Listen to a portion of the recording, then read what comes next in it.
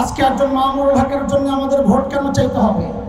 ঈমানের তাগিদে একজন মানুষ তো মামুনুল হককে ভোট দিতে বাধ্য। আজকে কেন তার জন্য জনসভা করে আপনাদের কাছে ভোট ভিক্ষা চাইতে হবে? বরং প্রত্যেকেই তো নিজ উদ্যোগে ঈমানদারদের কাছে দাওয়াত পৌঁছানোর কথা।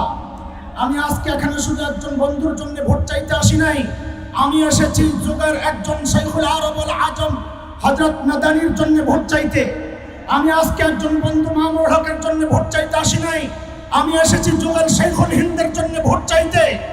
আমি আজকে একজন আল্লামা মামুনুল হকের জন্য ভোট চাইতে আসি নাই, আমি এসেছি শাহ আব্দুল আজিজ মুহাদ্দিস দেহলভীর মতো একজন যুগের মুর্তি মুজাহিদের জন্য ভোট চাইতে। একজন মজলুম জননেতা মামুনুল হককে যদি সংসদে পাঠানো যায়, এদেশের স্বাধীনতা সার্বভৌমত্ব রক্ষা হবে, এদেশের দুর্নীতিবাজরা পলায়ন করতে বাধ্য হবে। আমরা আর কোনো দুর্নীতিবাজ চাই না, দুর্নীতি চাই না, সন্ত্রাস চাই না।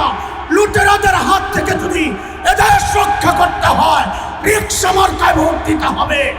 আগামীর মার্কা বাংলাদেশের মার্কা, স্বাধীনতার মার্কা, মামুনুল হকের মার্কা, আলেমদের মার্কা, তাওহীদি জনতার মার্কা, নবী প্রেমিকদের মার্কা, সন্ত্রাস বিরোধীদের মার্কা, দুর্নীতি বিরোধীদের মার্কা।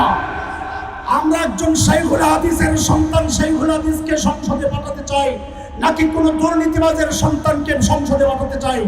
আজকে সিদ্ধান্ত আমাদেরকে নিতে হবে। আমাদের কথা স্পষ্ট, শুধু ভাই মাওলানা মামুনুল হক নয়, সারা বাংলাদেশে যতজন আলেম নির্বাচন করছে, আমি আজকে এই মিডিয়ার মাধ্যমে সারা বাংলাদেশের মানুষকে এই আহ্বান জানাচ্ছি, যেখানে আলেম পাবেন, ইমানদার পাবেন, দেশপ্রেমিক মানুষ পাবেন এবং আল্লাহ ভীরু মানুষ পাবেন, সেখানে যদি একাধিক প্রতিপক্ষ থাকে, একাধিক ক্যান্ডিডেট থাকে, যাকে আপনারা উপযুক্ত মনে করবেন তাকেই আপনার সমর্থন দিবেন।